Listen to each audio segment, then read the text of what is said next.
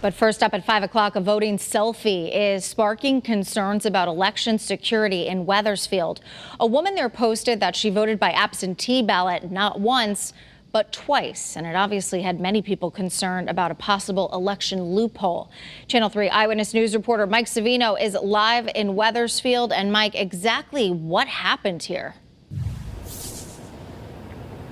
So, Aaron, the situation is this. Lauren Uhl moved across town during the election season, so she ended up getting a second ballot. Just as she did the first time, she brought it here and took a picture of herself when she was dropping it off at Wethersfield Town Hall.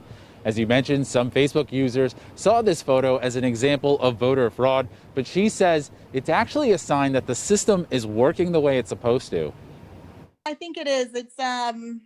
It's frustrating. I think that it's unfortunately very telling about the state of our nation today. When Laura Uhl cast her absentee ballot, she did what so many other voters have done. She took a picture of the moment and shared it to social media. But it was Uhl's second ballot, having moved during the election cycle. That made her first ballot invalid.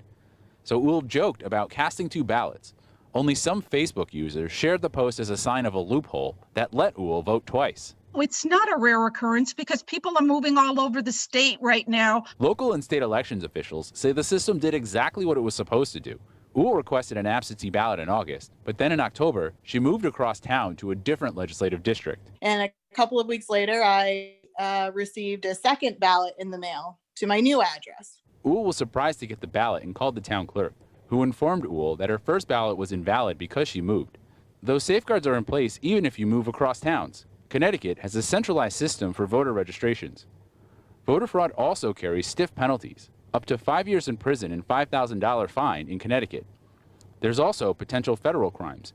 Using absentee ballots could be considered mail fraud, and there are federal elections on the ballot. These are serious penalties and not to be trifled with. Uhl did explain further down in her Facebook post what really happened, but she says if she could do it all over again, she would have done more to make it clear nothing bad happened.